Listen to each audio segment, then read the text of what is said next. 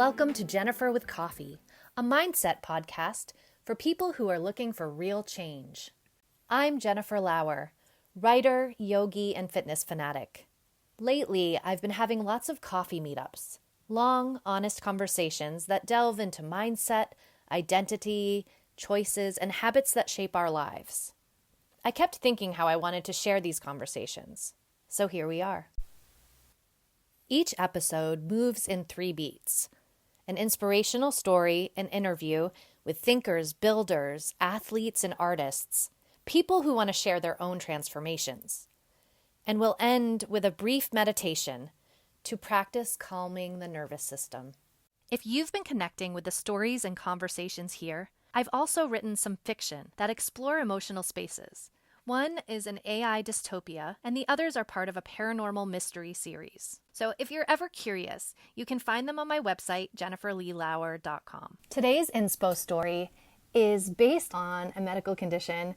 I've spoken pretty openly about the fact that I get migraine headaches, which afflict quite a few people. I experienced my first conscious aura recently and had a cool experience with it, if that is possible to associate cool with migraine. I wanted to speak about it because while it was happening, I was having this excited experience instead of loathing experience, which is usually associated with migraines. The only reason why I knew I was having an aura is because someone close to me had one recently and happened to say at the moment I was experiencing an eyesight problem that's probably what it was. It was so fascinating. Okay, so what an aura is, it can be many different things, but it's usually a visual disturbance. My experience is just completely my own, so I don't want to speak for any other migraine sufferer who gets auras. I started having a visual disturbance, and of course I first think it's something is wrong with my eye. It is a light flickering feeling in my eye. When I realized it was an aura, I really tried to focus on what I was seeing. I became an observer scientist of myself, and it was so cool. It was this iridescent shape that both my eyes could see even when I closed my eyes, which was weird. It started to fade after about 5 minutes, but during the 5 minutes, because I was looking at it like a scientist, I was so excited. I found my son's notebook on the table and I jotted down this very crude, not artistic at all, drawing of my aura. I was just like, I feel like I'm seeing the Matrix because it was this weird thing that I could see that no one else could see, and it was in the middle of my vision, and it was seeing some magical crystal illuminated shape in my eyesight. And I don't usually associate such excitement with getting a migraine. Anyway, I drew my aura, and then the next thing I thought was, oh no, I'm probably going to get a migraine now. So I took some medication to preempt it. I think I've had auras before, but because they've been during a migraine, I'm so out of it anyway. Haven't really processed it in the same way, but this one was a very clear moment. And I will say, I never got the migraine afterward. I did take the medication before it even happened. The interesting thing was what I did next. Oh, well, I'm sure other people have drawn their aura before. So, of course, I go over and Google migraine aura drawings. And the craziest thing, I guess I didn't expect this. I thought, oh, maybe like a similar thing happens to other migraine sufferers. I didn't think for a second that it would be so similar.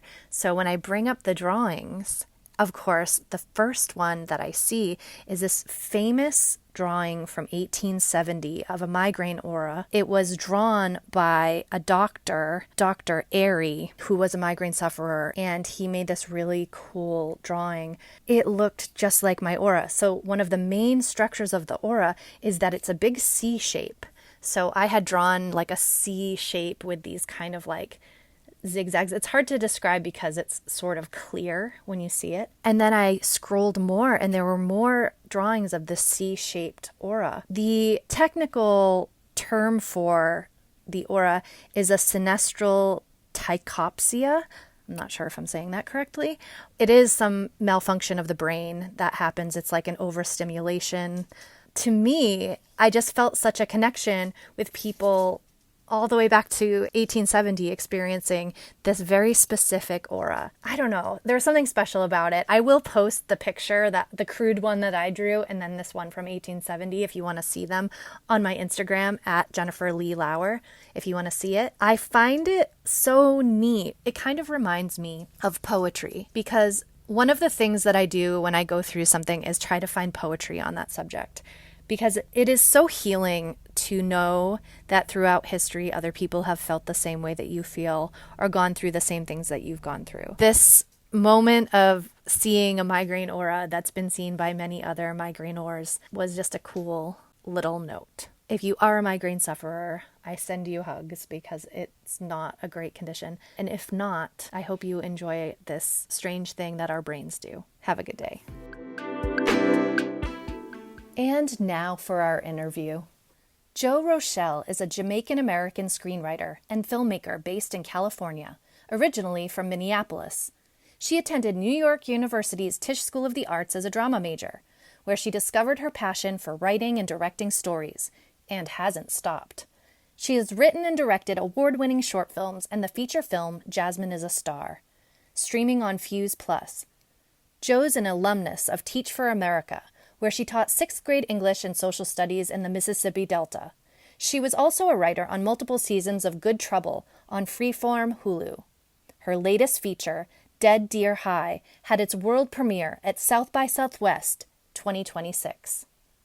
And here is our interview with Jo. Okay, hello, Jo. Welcome to Jennifer with Coffee. I'm so glad to have you here. Could you tell us a little bit about what brought you to the work you do now? Yes. So I went to college in New York. I was a drama major. I knew I wanted to be a part of storytelling. I knew that I wanted to be a part of like TV or film, but I went as an actress because that's the only kind of visible thing that I saw. And then my senior year, I realized, oh, writing and directing appeals to me too. And so I made a web series with my friends, cast all of them because they were acting students at the same college as me. And I knew while we were doing that, I think we made like 6 episodes, and I was like, this is the most fun I've had. I would wake up and do this for free if I could. And so that's kind of when I started to know that, yes, I love writing and I love directing.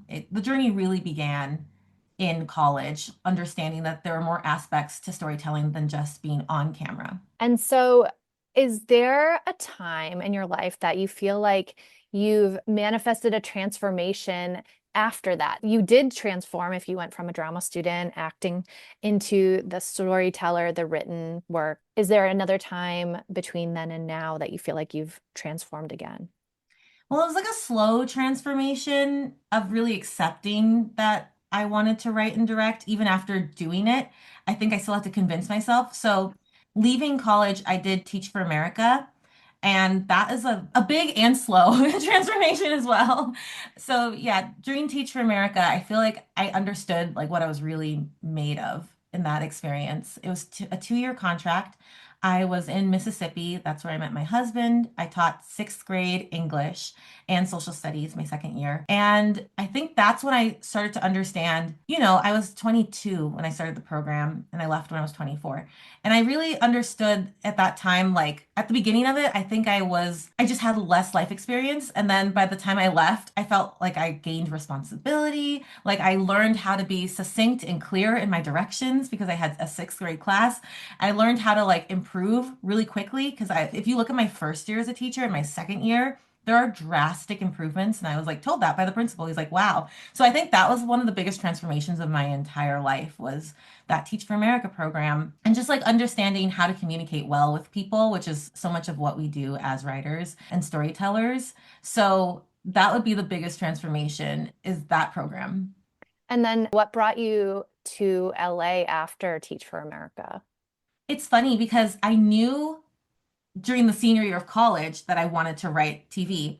I got recruited for Teach for America, and I was like, well, I'm definitely going to do this because it feels like the right thing to do at this time. My mom's a teacher, my brother's a teacher. It makes sense, and it's a 2-year program, and then I'll maybe move to LA after. So that's what I did. And I met my husband along the way. So it was like, we're moving to LA together Aw. after the program. So we moved to LA, and I didn't know anybody in TV writing or film writing or any kind of, I didn't know anyone in Los Angeles. I didn't have any family members here. We kind of just met people all on our own. I do remember at someone in our region at Teach for America said like there was a showrunner who did the same region, and they're like, you should reach out to her. And they connected me to her. I think I reached out to her on social media and I asked her for advice. And her advice was find your people and then try to grow together. And it's such simple advice, but I think that's the main thing. It's like find your people, find the people who like the same stuff that you do, find people that you can collaborate with, find people that you can make projects with. And so I started doing that pretty early on when I moved to LA. Like I found a New York University alumni group that was out here. So I was able to meet people who already had something in common with me. We all went to the same college. It doesn't matter what year. And then they had programs that I got involved with. And some of those people are like my best friends today. And so, yeah, that's how I was able to like get the ball rolling when it came to moving to LA, but not knowing anyone. I love that advice about finding your people. I think a lot of people hear that and say, I want to find my people, but it's really hard to take that first step. I love how you took something that you have an alumni group and then use that to branch out. Do you have any other ideas of how people can meet people in LA? It's such a sprawling city It is. to kind of find their people. Yes. Okay. So I have found my people in entertainment, a lot of them through college alumni group, right? And then I found people who enjoy the same hobbies as I do. So I'm in Santa Monica Chorus. I love it. It is the best. It is so fun. And I love that the women in that group are from like 18, there's an 18-year-old, all the way up to like 85 years old. There are so many different types of women in this group. Um, it's just like such a diverse, wonderful place where we all have something in common. We love singing and we like Broadway musicals and we like, singing a cappella and we like going to competitions together. We'll fly across the country and perform. And so that was a great way to find my people. And then within that group, there are some people who are TV writers and there are some people who are, like some people who like grew up in the same state as you. So you'll find those connections. And then I also found my people by like going to adult ballet classes in Los Angeles too. Just like interests that you have, there's going to be a group for it. There's always going to be something. I know people found our choir on meetup.com. That's not how I found it. I was invited from one of the executive producers on Good Trouble. She was the president of the choir at the time. She's like, "You sing?" She heard me in the writers' room talking about singing. She's like, "Do you sing? You're coming to the choir." So, yes, I think there's any common interest. Everyone has an interest, and LA has a place for you. Doesn't matter what that interest is. I have met one of my best friends. I went to her wedding this past weekend. Met her at the Los Angeles Comic Con in 2019. Wow. Yeah. That's great. I think Mhm. that's so true, right? Yes. That, even if you have just like the inkling of an interest in something, Mhm. there's totally a club or a group or a place to watch other people do that thing. Mhm. And you just have to take a baby step toward. Yes. And be surprised, like who you sit next to. Like if you go to a panel that's very interesting. Like I met one of my other really close friends at a Writers Guild panel. We sat next to each other. I met one of my other friends at like a different panel. I don't even remember what the panel was, but I know I met this person sitting next to me at a panel. You just like talk to them and say like hello, even if you're shy, because I'm pretty introverted. And I just remember exchanging business cards with someone who's literally my best friend right now. Oh, I love 10 that. years ago. Yeah, exactly. Yeah, writers can be a little introverted, but also we have so many different interests and we're such good observers of human behavior that I feel like we have a lot to contribute to a new situation. So that's great Exactly. advice. Okay, so one of the big exciting things you have going on right now, I wanted to bring up your feature film. Tell me the story. How did it start? Where are you now with it? Yes. Okay. So the feature film is called Dead Dear High. It's a play on Dead Poet Society. It's kind of like a modern day Dead Poet Society. It's about an English teacher and his team of slam poets as they work towards the national slam poetry competition, one year after a tragedy that happened at their school where one of their teammates died in a school shooting. So it's a year later. They are trying to figure out how to bring this poetry team back together and can they win the national championships like they used to. My husband wrote the script. So that husband who I met in Teach for America, he's a poetry professor. He works with literary magazines. He's always been in that literary world, especially with poetry. He started it as a play first. And then I remember saying, like, we have the resources because I had made one feature at that point with him as a producer on it. And I was like, we have more resources and more of our friends can collaborate to help us put this together as a movie than as a play right now. Like that's where our resources are. Like we know how to make a movie. So would you consider making it as a movie? And he did. He worked with I don't know if you've heard of Pilar Alessandra from On the Page. She's Yes. a great script consultant. Hmm. I love her. And so he did her, I think it's called Story to Script private consultations or something like that, where he would show like 25 pages at a time and they would go through the plot of the story because it was changing mediums from a play to a feature film. And of course, I was working on Good Trouble at the time. I would read it after work and be like, okay, I have notes too. And he would just go and write. And he did such an excellent job with making it visual, making it cinematic. Because the play, it's very dialogue heavy, but this movie feels like it was always a movie. So yeah, we've had such a great time putting it together. One of my husband's coworkers is like the main character. He also went to NYU for acting. We went to the same program within NYU for acting. We both learned the method from Strasberg. It's just like the people in your circle that you already know. We worked with to put the movie together. We filmed in Washington, in Bremerton, Washington, and Seattle, Washington in 2024, and it took almost all of 2025, I would say, to finish the edit on that film. Like the first real cut that we were able to show anybody wasn't until April of 2025. And we just took our time. We worked with as many teachers as possible that we knew. So like his friend in Washington, who knew a lot of the locations that we were going to film at, including school locations, is a teacher. And he was also an associate producer on the film and our studio teacher on set because we worked with a lot of students at the Bremerton High School. And then our editor is a high school teacher in Los Angeles right now. So we worked only on the weekends with him because he literally had a Monday through Friday job that took up a lot of his time and he cares about his students. So we would only go to his place on Saturdays and Sundays and work in 4-hour chunks on the film. And it took a long time, but I think it helped us gain perspective because every time you get to the weekend, you're like, okay, my brain is back on Dead Deer High. What are we working on? And you look at it with fresh eyes and you're like, I do like this cut, or like, I don't like what we did. Actually, it's not working. So it gave us some time away from the project, even if it was just Monday through Friday. But yeah, so we finished editing. I would say we started submitting to festivals in August of last year, August and September, and then on a rolling basis, keep applying to places. And then we got into South by Southwest, which was super, super exciting. I just remember being so excited to tell our team. And then we went to South by in March of this year. I think we had 3 screenings. It's all such a blur now. Like, do we have 2 or 3 screenings? We had 3 screenings, and it was just awesome to meet the different people who came to see the movie. There were some Teach for America teachers who came and talked to us afterwards. A lot of teachers, a lot of students. We were able to talk to some Columbia University students at South by and then bring it to their school and talk to them through Zoom and have a Q&A after a screening for Columbia University. So I felt like the project really resonated with our target audience of teachers, of young people who have been through this or just are growing up in the world today, and people who are interested in poetry too. I love that. Oh, that's so exciting. And congratulations for making it into South by. What a Thank dream for an indie filmmaker. Yes. You had mentioned that you'd done a feature before. What was the difference between that feature and this feature? How much time had gone by between them? And was there a big budget difference, a big growth difference in, your filmmaking ability? Huge budget difference and huge growth difference too. It's so funny because we made that feature in 2019, and Okay. that was I had to do a Kickstarter campaign or an Indiegogo campaign to Yeah. crowdfund for it. My goal for the feature, it was called Jasmine is the Star, by the way. It's about a Black girl with albinism, coming of age story. She has no pigment in her hair, skin, and eyes. She wants to be a model. She lives in Minnesota. So she's like, how do I be a model? She's just trying to figure out her life.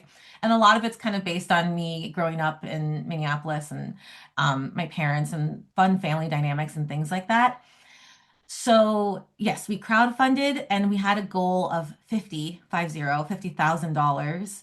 And I was only able to raise 13,000 by the deadline. And it was one of those campaigns where you get to keep all the money that you raised, but that was not enough for the script that I'd written. I'd written a 98-page script, 26 locations in Minneapolis. And Well, I was like, how am I going to afford it? And I saw I had 2 options of One, like giving back the money and being like, I didn't raise enough, so I can't do it. Because even doing that with 50,000 was going to be a stretch. It was going to be hard. Hmm. I called in all my favors. That would have been hard. But the second option was to decide to move forward any way possible. 13,000, that's still over, like, I think over 100 people gave to the campaign. And so I was like, okay, there's still a way to move forward with this. So talk to the team, talk to the actors, talk to everyone. And I said, I'm going to rewrite the script over the next like 2 days to the locations that I know we can get for free, including my high school, my friend's house, like a photo studio, like a modeling place that would let us film there for maybe like a very small amount of money. And then some other locations. Like I think we had 4 locations.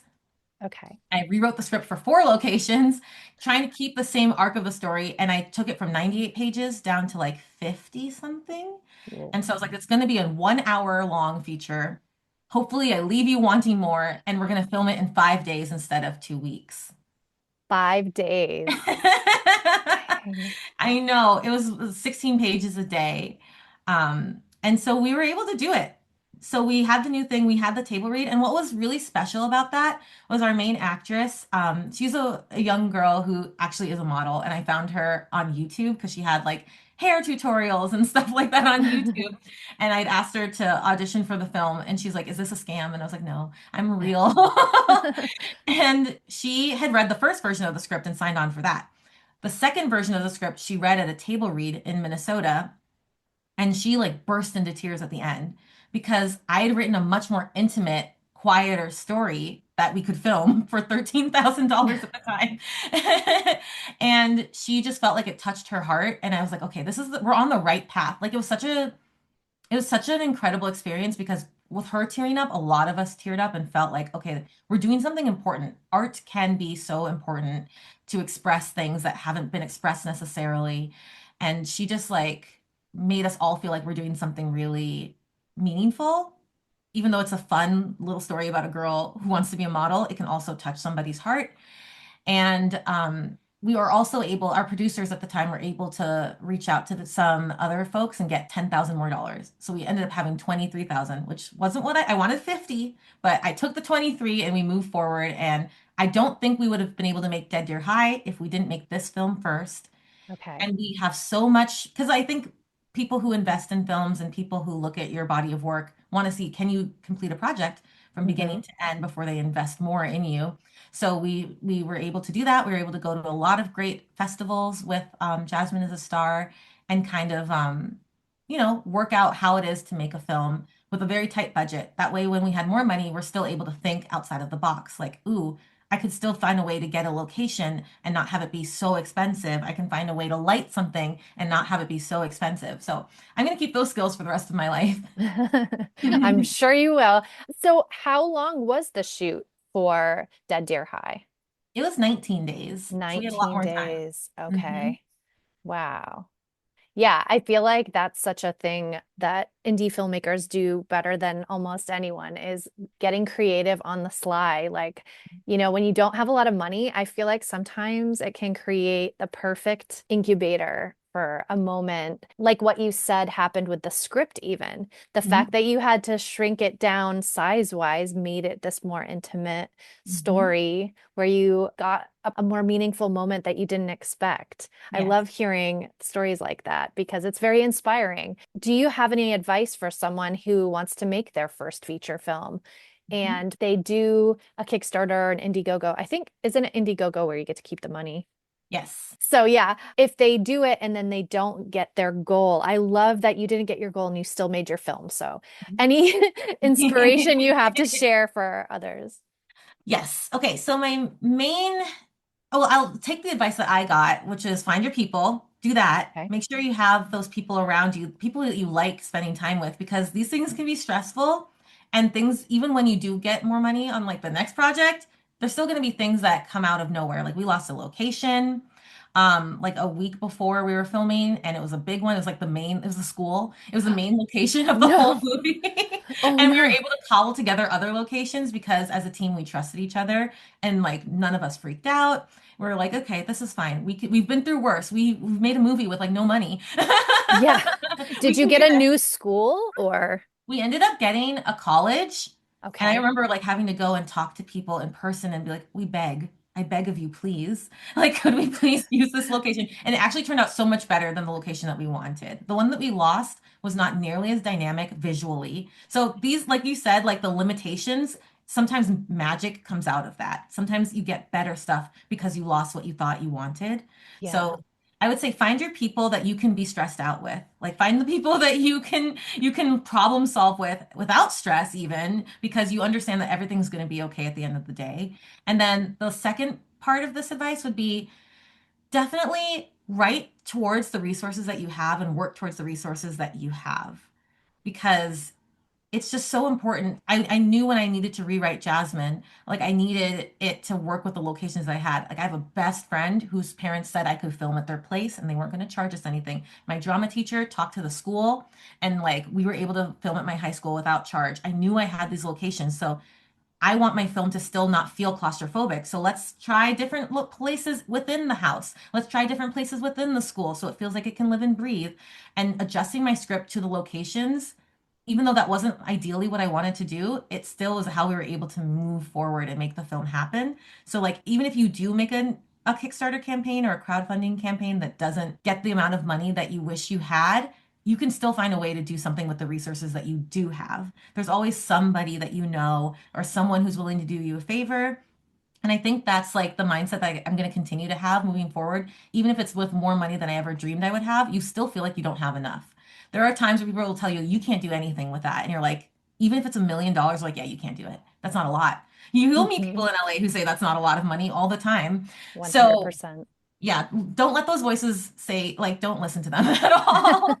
I don't listen to those voices that are like, you can't do that with whatever X amount that you have. And just, yeah, look at what you have. Who do you have in your life? What do you have a cool location somewhere in your life? Writing towards that with the stories that you want to tell is always a good idea. That's very inspirational. Was there, I mean, you did discuss one with the school. Were there any other obstacles that stand out to you when making either of your features that you overcame and you look back and you're just like so proud that you overcame that obstacle and maybe you didn't think you were going to be able to and you did? hmm Okay, so the first one was definitely the crowdfunding obstacle of not raising enough money. And then the second one was on Dead Deer High, losing the school location. But there's a third one on Dead Deer Okay. High. I mean, like filmmaking, there's never like, there's always so many obstacles. Sure. We were like probably on day 16, and it was a day where we had our actors in the car. And I know we had a process trailer to pull the car along, and then we had the camera mounted on the windshield so that we could see into it and see the actors' faces as they're driving, but they're not really driving because we're like towing them with Yeah. the process trailer. Right. So um we set it up and we're just doing a test run. So the actors aren't even in the car yet. We just want to see like what the shot would look like. I'm in the process trailer with our cinematographer. The camera's been mounted. It's the first shot of the day, and the camera falls off and we run it over. And it's No. we're in the woods in Bremerton, Washington. We had to send someone to go on the ferry back to Seattle to the camera department. And I think this camera cost like $80,000, but we have production insurance. So it was covered, thankfully. Like, this is exactly what you get insurance for. And they had to go get a new camera. It was like going to be a couple of hours. And I just remember that I knew in my heart, as the director of this project, how I react is going to trickle down to how everyone reacts. So I took it seriously, but also was like light about it. Like it's kind of funny. We did everything we wanted to do. Like we did everything that you're supposed to do. They worked on mounting that for so long. Something just went wrong. The road was extra bumpy, and we were testing it. It was literally a test. Like no one was even in the car. Nothing got damaged other than the camera. Oh my So I gosh. was just like, it's fine, but we need to pivot and figure out what we're going to do so that we don't completely lose this day while the person is off getting another camera. So we have some special point of view shots in the film. We ended up doing that with a GoPro. That was always like the plan. And so we took out the GoPro and we had a shot that we were able to film while we were waiting. And then everyone really locked in. And we did keep it light. I think it was one of my favorite days on set. Everyone really locked in and when the camera came, we had to change up the whole thing. I was like, we're not mounting this again because what if it falls again? We are getting the cinematographer inside the car with the actors. We're just gonna get the back of them and like their profiles as they're talking to each other, and we're gonna make this work. And it's like my favorite scene in the movie because once again, these limitations make it like they seem so intentional because now my coverage is limited in the scene and it looks like I'm doing it on purpose, but we didn't have any other coverage for that exact scene. I So cannot wait to see it and look and watch that scene. yes, it's coming to LA soon. I will tell you when. Yes, that's so exciting. Yeah. Okay, so I just want to go through your advice in a bullet point. So find your people that you can be stressed with, Mhm. write toward the resources you have, and get good production insurance. Yes. Definitely. Don't skip out on that one thing if you can. Always get production insurance. You never know what could happen. Is there anything specific to the climate in the industry right now that you would have some advice for new filmmakers? Things in Hollywood are dicey, depending on where you stand. I think everyone could say that, you know, things are a little tumultuous right now. So, do you have any advice for new, fresh people coming in to keep them motivated to make art here? Yes, things are very dicey. Things are very tumultuous. I think they've always been. I think there's always a reason why, there's always a reason to look at and be like, this is why I'm not getting staffed, or this is why I can't get my film off the ground, or this is why I think it's so easy to focus on why things aren't working and why things are bad. People love to tell you why things are bad in LA or why things are not working out in the entertainment industry or how things are never going to be the same. And I would say to all of that is no matter what, find things that are within your creative control that you can work on. If it is a novel, because I know both of us are writers in that medium as well now. If it is a novel, if it is a short film, if it's a web series, find things that you don't need someone's permission to make. Just it just feels so empowering because I do love television. I think that's one of my first biggest loves of storytelling, but I don't see much control in that arena. It's such a business and there's so much you have to prove and there's so much like not getting selected for things. There's so much rejection along that path. And there isn't every single creative path. I think you can get rejected a million times. But I think with TV, it's particular, like there's such little control. You can't just decide tomorrow, like, I'm gonna have a project and it's going to be distributed to millions of people on Netflix. Like, there we go. I'm going to make that happen. You can manifest it, but I don't think it's in your control to make sure that happens tomorrow. What is in your control is like putting out a novel, putting out a short story, putting out a play, putting up a play with your friends, making a film, doing a Kickstarter for your thing, making a comic book, doing a graphic novel. There's so many things that you can do and tell stories and reach your exact target audience on your own. So I would say just never ever wait for permission to do something because then in the background, TV can be happening for me and I can be taking meetings, but it's not my everything. So I feel like I have more of like a creative life because I'm able to pivot to different projects where I can decide, yeah, this is going to be made. I greenlight this myself. That's a really healthy way to look at it, I think. I too ascribe to the glass half full kind of way of looking at it. Now, is there anything that we didn't get to that you wanted to share today? Are there? Just that, like, it's a hard industry. And I do think, just, I think we talked about it, the community aspect of it. It's really good to, like, it's lovely to see you today. You know what I mean? We've Yeah. kept in touch over the years. It's just so nice to talk to people who completely understand how passionate you are about this industry because we're still in it. We're still trying to, tell our stories and get them out there. And we're trying to be part of writers' rooms or we're trying to make films. And I just feel like finding people who are on that journey with you makes it so much sweeter because it is about the journey. You can feel really unfulfilled if it's not about the journey, if it's just about the end result. Like I remember waiting to hear back from film festivals and thinking to myself, but this is not the end all be all at all. Like I can still, if I was so fiercely independent to make this movie independently, is it really like just programmers get to decide where it goes? No, I can still collaborate with nonprofits. Maybe I can collaborate with Teach for America. Maybe I can collaborate with other nonprofits along the way who poetry ones, right, for teens or something that resonates with my film. And I can find a way to screen it for my exact target audience with them. So it's not everything left in the hands of others. I think, driving your own story and like taking the wheel on your own opportunities. Like with Jasmine is a Star, we had a screening that we did with the National Organization for Albinism and Hypopigmentation. That was one of my favorite screenings. It wasn't a film festival, but it was like over 100 people with albinism, my exact target audience watching the movie. And it was one of the best experiences I've ever had. And that's something that is like outside of like a Hollywood kind of system, even like indie Hollywood Yeah. system. So I think just keep being open to all the opportunities to get your work out there is really important. Oh, so well said. Thank you. So well said. You are so inspirational. Such a good reminder for all of the artists out there. If somebody wants to work with you or find your next project or find the film, please tell us all of your things. Give us all of your ats and your where we can see Dead Deer High. Yes. Okay. So for Dead Deer High specifically, go to deaddeerhigh.com. It's deer like the animal. And there you'll be able to sign up for a newsletter that I send out monthly that lets people know when the film is screening at different festivals. We have a couple lined up that I can't announce yet, but our next one is Cinetopia in Michigan. And then in June, we have two more festivals, and hopefully we'll have more after that. And then with me, you can follow me on Instagram at the Joe Rochelle. Awesome. That's great. We end each episode with this very important question. Joe, how do you take your coffee?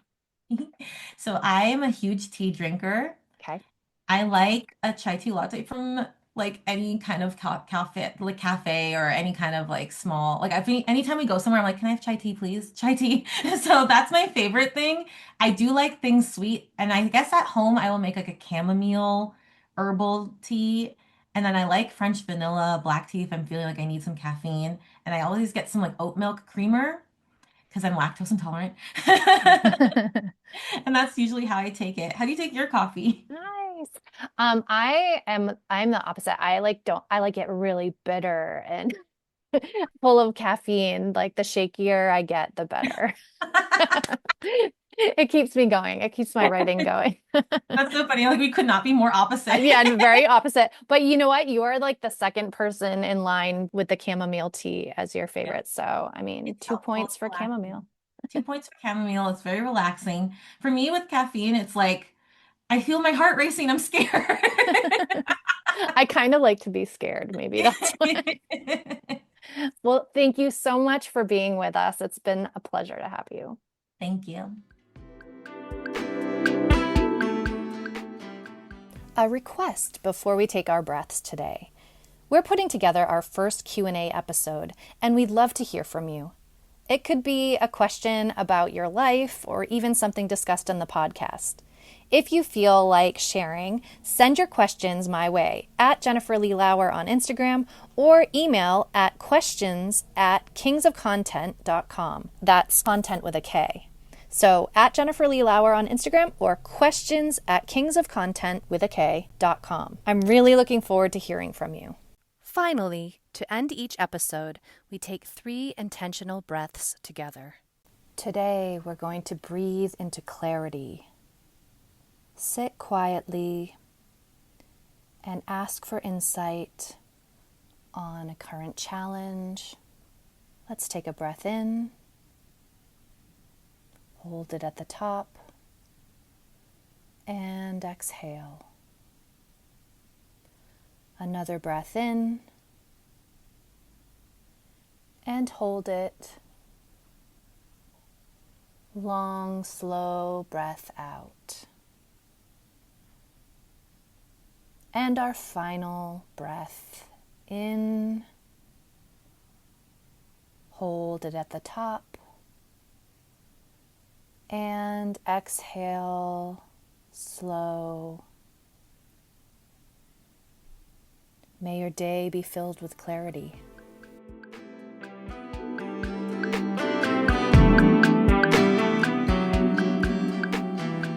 Thank you for listening to Jennifer with Coffee.